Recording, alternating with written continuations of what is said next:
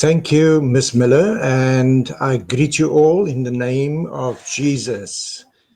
It's always a privilege to share about your passion. For me, most probably also a legacy work. Been around the block, have done all sorts of stuff in the church and beyond, even in business. But the emerging generation, those who will come after us, must receive a lot more attention, which is why I focus on the rights of children. I wear several hats. Also, one of them would be a child rights activist. But I focus specifically on the child's right to safety. And this is what this afternoon is going to be all about. My brief basically says, and I include all of us in that challenge, and that is, what is it that we need to know about child safety? And it's split into two parts. What must parents know? And what must ministers and churches know about the safeguarding of children? I've added another important aspect to this, and that is, what is it that we need to do as well as know? It's one thing to know, and many of us know a lot, but how do we turn knowledge into action so that at the end of the day, it actually benefits our children? Else, what's the point of the knowledge in the first place? So here we go. The reality in South Africa, I think we all read the newspaper. We all follow different news agencies online. Those of us who still read a newspaper, there are not many of us left. But we get in social media things being shared and so on. And there's a lot of research, there's study reports, there are court cases, there are issues and incidences happening around us that we get to know about, and so on. That refers to children and the plight that they find themselves in. These are just some reports. I'm not going to cover them in absolute detail, but just to give you an idea, in an Al Jazeera report, a total of 549 South African children were murdered in the first 6 months of the year 2022. That figure is at least 20% greater than what it was in 2022, which is on average 3 murders of children per day. And so we have to think about, why would children be murdered? What would they have done to deserve that? Okay, an Optimus national prevalence study says that 42% of South African children have experienced some form of ill treatment, and 82% have either experienced or witnessed some form of victimization. Let me be blunt about that one. And I also perform the role of child crimes investigator. So on occasion, I get called to go and investigate a potential crime that may have been committed on a school premises. And I can safely tell you that there are forms of violence in every single classroom in the country, regardless of the quintile school, 1, 2, 3, 4, or 5. It doesn't matter the level of the school. Not on every campus, but in every classroom, there's a form of violence happening, or abuse, or intimidation, bullying, etc. It's real. Our children are experiencing it. If they are not directly affected by it, they will certainly be witnessing it all the time. And that is very clear to see on social media. I mean, the first thing they whip out is a cell phone to video the incident and then to share it on social media, instead of rushing off to the principal's office to go and report that something is happening and a child might get very seriously hurt in the process. In 2016, the nationally representative study of child maltreatment in South Africa was published, and it showed that 40% of young people have experienced some form of sexual abuse or physical abuse or emotional abuse or neglect at some point in their lives. Almost half of our children will directly be impacted by some form of violence. For me, that's shocking. It's like I cringe every time I have to think about every child that I see. I go to the mall, I walk down the street and I see them go to school and so on. And I'm wondering, have you been directly affected yet? Have you witnessed something maybe you shouldn't have witnessed that happened in your presence or whatever? And do we know about it? Has it been revealed yet? Has something been done about it? Has the victim been provided with some level of support? So almost half of all of our children have experienced directly some form of violence. Matla Bana, a very good organization I'm associated with, they do victim support for children who were raped, and they do about they would support about 30,000 rape victims every year. Think about that. 30,000 children, child rape victims per annum, one organization. And they say that a child is raped every 3 minutes of the day. In some cases, less than 3 minutes. 90% of the cases, the perpetrators are known to the children. And that's very important to understand. We always talk about stranger danger. You know, if the person looks like a criminal and someone's probably a criminal, stay away from that person and so on. But if we understand pedophilia and we understand the grooming of children and so on, the children know who the perpetrator is. In this case, over 90%. And then in 2022, a child is reported missing every 5 hours. That's almost 2,000 every year. I think it's just gone past 2,000 children disappear every year. We've had cases in the news. We remember Jocelyn Smith and many others that are reported on a daily basis. And then a recent study revealed that over 60% of children under the age of 12,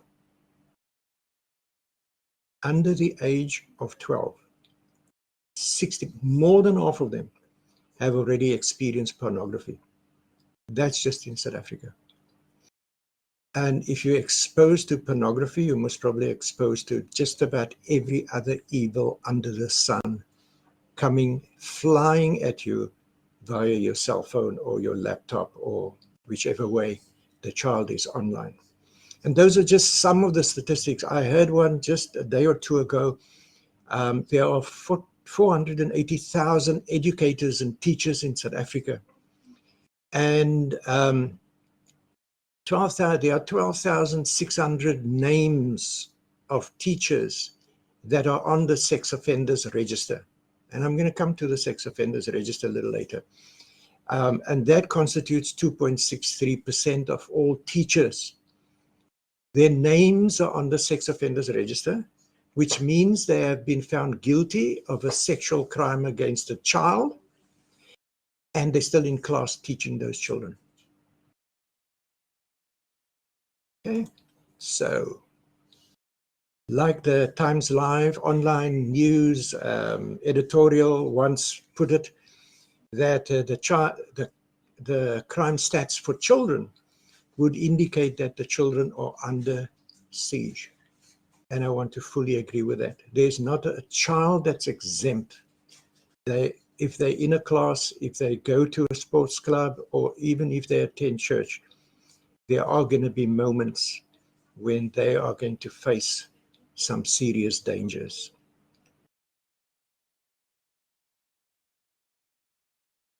Now, added to this, I attended a workshop last week with 3 NPO networks, and they had several NPOs, childcare centers, schools, churches, children's ministry workers, etc., in the same room. And it was very clear the struggle that they are going through with regard to what must they do if a child has come to some form of harm.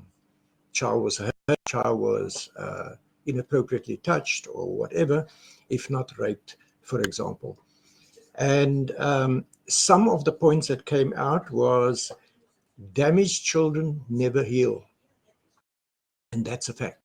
Whatever happens to a child, whether they experience the physical hurt or whether they witness something that was just so bad, that trauma remains with them for the rest of their lives. It's the nature of the development of their brain. It just stays there. It may not surface very often, but it's going to be there, and there will be triggers later in life as they grow up that would remind them of that issue, that incident, if it was a once-off or 2 or 3 times. And the longer the abuse and that happens, obviously, the more damage it does. And they will live with that experience for the rest of their lives.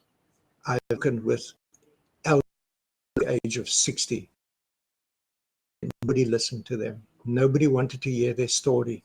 And they didn't want to go to their deathbed and their graves without somebody at least acknowledging when they were years old or 10 years old, they were sexually abused by a man of the church or policeman.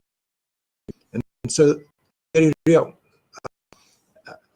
Then the Thuthuzela Child Centers was established by government to care for especially children who are traumatized because of abuse and so on. You can Google them, please read them and the work that they do. They're really trying very hard. Same with FC, the Family Violence, Child Protection and Sexual Offences Department within SAP. So in any police station, there should be a room prepared, so which is child-friendly and manned by someone who understands what the children are going through and so on, and to be able to deal with that situation and with the parents. Those 2 institutions were speaking to us about their challenges and being understaffed and not having the right skills all of the time as well. But basically they are saying, and all those organizations in the room were saying that dealing with child victims of violence, they are struggling to cope. They just, I mean, there are social workers that have over 100 cases that they have to deal with at any one point in time. And they cannot do the work efficiently enough. And if we wonder why so many cases are thrown out of court, eventually when the child is supposed to get justice, then it's because we didn't do the upfront work, the forensics and so on that was required, do it well enough to guarantee the justice for the child. So keep that in mind. Those that are there to care are taking a lot of strain, and we need to support them in some way. And then also remember, and we're trying to do good after the event as best as we can, and we rely on our criminal justice system, but unfortunately it works extremely slow. Know that. And the earliest you can get a judgment is 6 months. It was reported to us by the FCS investigators, but the majority of them will take more than a year, if not beyond 2 years. And I want you to think about that, because for that period of time after the child has disclosed that they may have been hurt and abused by Uncle Pity, that one uncle that always comes and is the nicest guy ever and brings nice things to eat and so on, but takes advantages through the grooming process to eventually get to that child. Just to relive called secondary rape, where everybody in the family, the criminal justice system, the forensics, the doctors, the psychologists, the counselors, the social workers, and everybody that will get involved in this case has to ask the child the same question every day. Please tell us what happened to you. And that, think about it from a child's point of view. It's why many children who initially would have pointed to Uncle Pity that he is the perpetrator, and it's quite obvious, and the forensics will prove that. By the time they have a court case, many months, many years sometimes down the line, the child's eyes should not point to him as the perpetrator, just so that this whole thing can blow away and they can get on with their lives. So think about that. It's extremely stressful for someone who has to go through this. And then an interesting statistic and fact that I picked up from Professor Potgieter at the Northwest University, when she said, we all know the rape statistics in South Africa, and we all know that South Africa is classified as the rape capital of the world. That's no new news. We all know that. But did we know that South Africa is classified by the CIA, Central Intelligence Agency in the USA, as the pedophile capital of the world?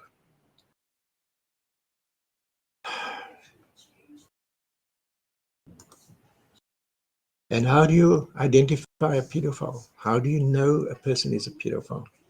Not easy, eh? Ask Michael Jackson. So it can be generally agreed in the light of the above that we really need to gather our strength and mobilize and so on. So community mobilization was one of the strong recommendations made. The community needs to stand together, work together to ensure all the children living in that space, in that community, but also that they receive education and guidance as to what needs to be done to first reduce the risk that children may be facing, but also what to do if a child does come to us. And then secondly, we need to have more trained first responders.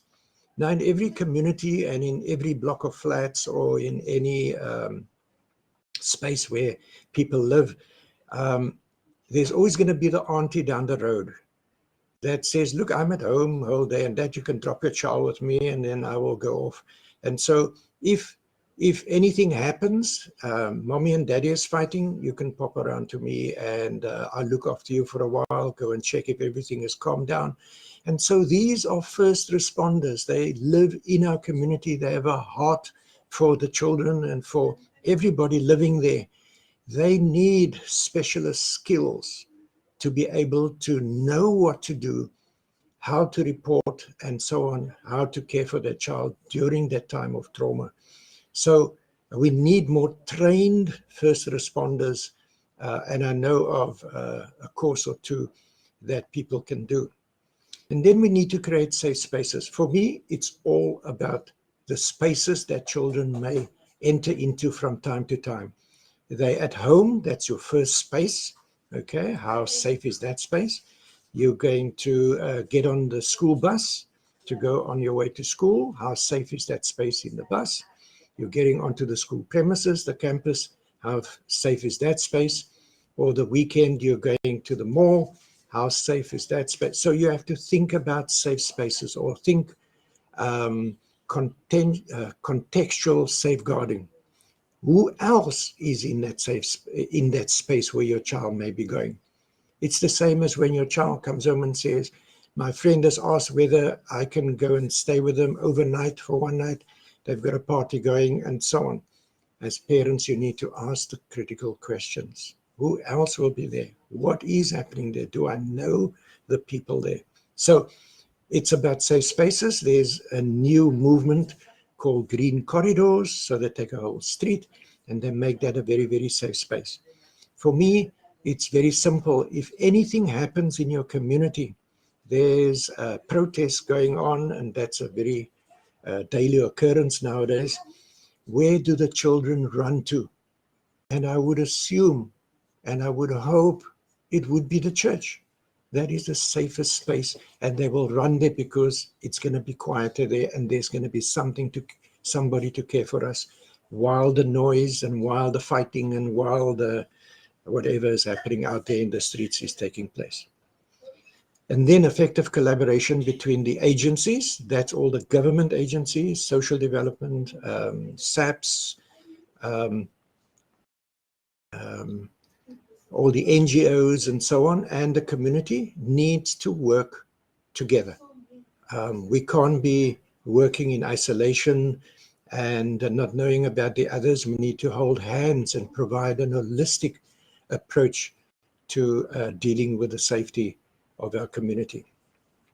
And most importantly, I believe the church can and it must play a pivotal role in all of the above. The church is best positioned to be able to assist in all of those matters. Let me move a bit quicker. So that's just setting the context, the children's siege. This is easy to look up, the South African Constitution, the Bill of Rights, Section 28, referring to children, that every child has the right to be protected from maltreatment, neglect, abuse, and degradation. And the child's best interests are of paramount importance. If you witness something happening to a child and that, you've got to go and rescue that child. You've got to look at the well-being of that child first. We can get to the perpetrator later, and so forth. But we have to act in the best interest of the child. Then you'll hear I speak about safeguarding. It goes beyond protection. It goes beyond the word safety. Safety is related to health and safety, so the physical environment that the child will find themselves.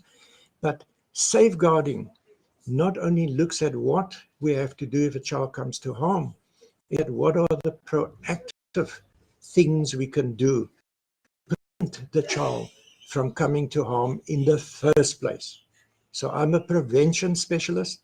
I look at scenarios and I think about how can we ensure and mitigate against the risks that children face from time to time, especially from other people and especially adults, obviously. Then I only have one scripture, maybe 1-6, and I really just want to highlight two aspects. Jesus calls a child into their midst, and he elevates the child to the most important person in the room by pointing the disciples to that child and say, you have to become like this one. Have the same faith and spirit of a child. When they give themselves to God, they give it completely, without reservation and without obstruction. When we grow older, we think we've become wiser and we can rationalize through things and we can take different decisions and so on. And that sometimes clouds our mind. And Jesus elevates the child to the most important person. That's the first thing. The child is important in his eyes. And secondly, he says in verse 6, if you cause any one of these ones who believe in me to stumble, if you cause any one of them, or because of your lack of doing anything, the child stumbles and gets hurt, you're in serious trouble. Which is why our law also says that if we witness a crime being perpetrated against a child, we are obligated as citizens to report the matter, not to keep quiet, not to turn a blind eye. Because if it is found that we were there and we did nothing about it, we are also liable to a fine or an imprisonment for not making the well-being of the child paramount. Keep that in mind. If you want the full legal, what the Act says and that, I can provide that for you as well. The Children's Act in particular talks about the duty of care. We all have the duty of care. Your child is my child is your child, as we used to say in the global village. The duty of care refers to the legal and moral obligation of individuals and organizations like the church to take appropriate measures to prevent harm to children and to respond appropriately when harm is suspected. Okay? So now, that's the context. What can we do, especially as the church? And before I tackle that one, what is abuse? Again, you can Google this. It normally talks about emotional abuse and psychological abuse and so on. Sexual abuse is a specific type of abuse. Physical abuse, bullying and excessive beating. Neglect, not to care for their child, for example. And then there's one called spiritual abuse. I've actually come across it already, where we say in the grooming process, we're abusing a child and we say, please don't tell anybody what we are doing. Otherwise, God will get you.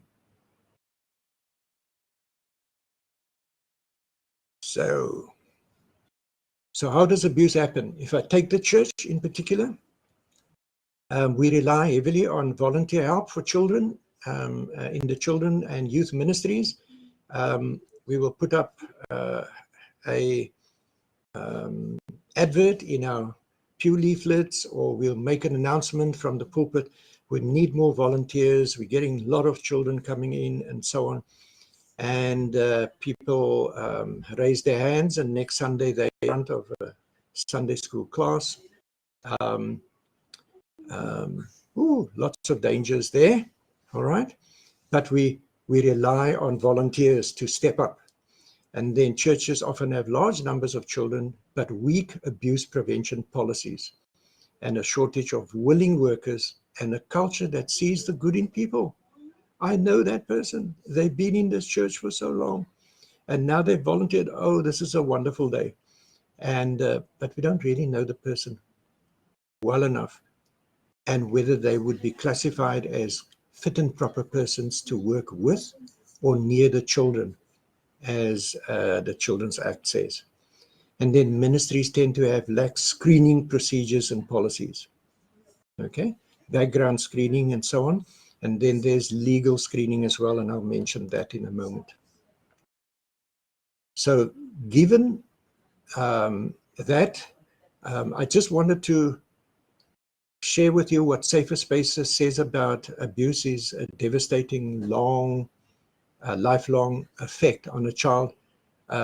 There's the background to it, how it impacts them and how it impacts their families, and how one child's abuse can impact an entire community. It's very, very real, okay? And the child will never overcome it, and it will affect their future productivity and their contribution to community as a responsible citizen, okay? So where do we start? The first thing is, I say to the church, you have to acknowledge the potential for child abuse, even under your watch. And there are many instances where we've read about it. Netflix movies have been made about it, and so on. It happens. It's real. We can't say it'll never happen by us, because we have nice people in our congregation. Not really. And then we should develop a child abuse prevention strategy or a program of many, many interventions, which will include the robust employee and volunteer screening procedures. And I'm going to touch on some of those. To do all of them will take a long time. So 5 simple things you can start on. I might call it simple. It can take months to get it into place, but we have to start somewhere. The first thing is to develop a comprehensive safeguarding policy. which is preceded by a detailed risk assessment. So you have to look at how can children potentially be at risk when they in our care, whether it's on our premises or we've taken them on a youth camp down by the river, or wherever our children may find themselves from time to time, when they're in our care, all right? What will that policy tell me? That policy will tell me what can I do and what should I do? What are the protocols I must follow if a child comes to harm? That's reactive. And then on the other side, it would be, but how can I be proactive? What must I do to ensure that harm does not come to that child? The second thing is the appointment of credible and trained designated safeguarding officers. I make this as a strong recommendation. You select from your leadership people that you can trust, a good track record, etc., open to learning new things and so on, and to do an accredited safeguarding officer training course. You're going to get all of the background, what to do in any situation, what to look for, how to respond to a child that wants to disclose that something has happened to her, and she needs someone to speak with. How do you set up the environment in order to do that? Where do you go? And so on. How do you take that statement accurately so that it can eventually stand up in a court of law? All right. So training covers any aspects and help you with it. The third thing is that we must train all the staff, the management, the executive, and the volunteers, those that will come in and out from time to time, your partners, other organizations that you may partner with from time to time, that your children will be exposed to. We need to train them on safeguarding skills.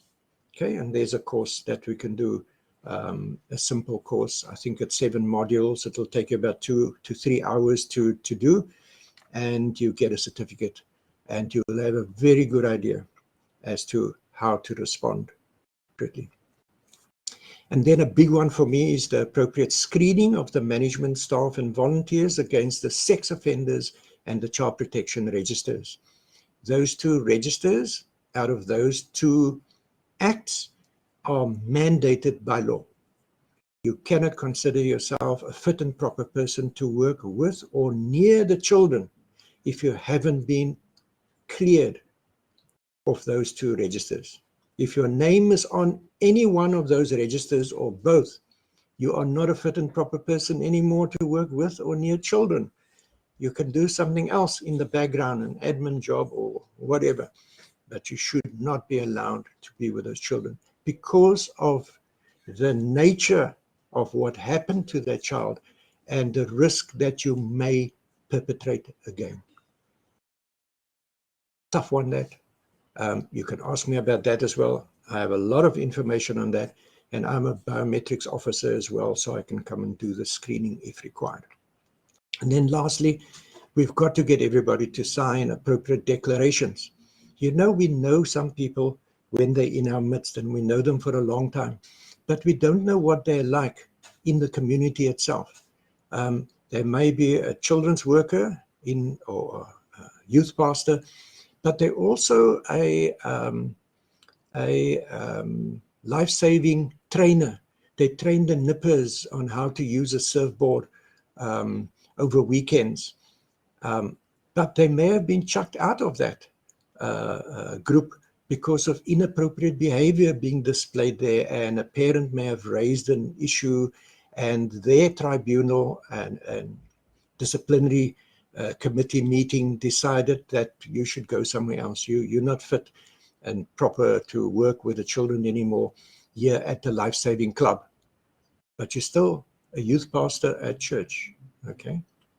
The church needs to know that that happened out there. And so there are different declarations that they can make and they sign. Remember, you need to keep the integrity of your church intact as well. So you need to cover yourself. You don't want to be caught out with somebody that perpetrates while under your watch. Now, training of safeguarding officers, they're the go-to persons. You're going to get the notes, by the way. My presentation will be made available to you. So these are some of the areas that the safeguarding officers would be covering and the role that they will be playing. And then in terms of the advantages and benefits of vetting and screening against the Sex Offenders Register and the Child Protection Register, there are all the benefits and advantages. It's actually a good thing to do this because it sends a strong message to everybody that works in the organization or volunteers in the organization, but also to the parents of those children, that this institution, this church, is serious about the safety of the children while they're in the care of the church. Okay, so there are distinct benefits and advantages. Think about it. It's not just that the law requires it, and it's a schlep to do, and SAPS this, that, and the other, and I don't want people to know my criminal offenses and where I've been found guilty in a court. And no, you ought to declare it. We have to be upright citizens in the first place. And so let's do the vetting and screening as we should. And then parents, lastly. Okay, I've been asked to let the parents know us now as well, and I'm going to make it very easy. This is this is the homework. You're going to do stuff beyond today. Just launched an online training course for parents. It's free. It gives them an introduction into how they can safeguard their children, especially when their children are not with them. So when they've got to hand over their child to the grade art teacher, to the rugby coach, to the youth leader, and so on, when they hand over their child, there's a few things they need to consider before doing that, before they allow the child into a potential risky environment. Think about a few things, and it's really for parents as an introduction. This is not the detail of how do you deal with bullying and cyberbullying, and all of that will come in future courses. Just an introduction, and I'm going to give you the sneak preview and then the link that'll go with it. And so there are 4 modules. First, an introduction, and then 4 modules. The one that covers danger spaces. Remember, I said about safe spaces earlier on. And then secondly, why a relationship with your child, or what I called connectivity with your child, is critical. You're the primary caregiver of your child. Parents, you first, okay? You're the first one to teach and train and develop your child from during pregnancy. By the way, there are things you can do during pregnancy. And then when the child arrives, the first 1,000 days of the life of a child is critical, okay? Build the connectivity. I normally put my hands together and say, there, maintain that connectivity. The moment that breaks, somebody else has made a connection. The child will always want to be connected with somebody. And my prayer and my hope is that it will always be the parent first. And then I will deal with, I've got to skip through these ones. The 13 critical questions that a parent can ask. Okay, you love the 13 critical questions that they can ask. And then it's able to teach your child as to how they can also keep themselves safe. And there's a course called Protective Behaviors that gives them all of the skills required. And the links are all in my course. So there's the link. You're welcome to share it with others. You're welcome to do it first as a parent. Put the parent hat on, do the course, and then put on the leader hat and do the course again, and look at how must this information get to everybody. And or you can do it in another way. You can run the course as a group at your church. So you can flash it up on the screen or on the TV screen and so on, and take them through each of the modules. There's quizzes and other things that is included to make it fun, so that the information is reinforced and sticks with us. Okay? Church, start within. Start with the leaders. Take the parents in your congregation. In your congregation, there are teachers and social workers and others that are in organizations, and eventually you will reach an entire community. But we have to start within first. I have a note and comment from someone you will know very well. The late Madiba said, our children are our greatest treasure. They are our future. But those who use them at the fabric of society and weaken, a long way to go to ensure we are strong enough as a nation to stand all of what the world will throw at us, including change, etc., etc. But what we do to children is to determine what future generations will be like. And I hope that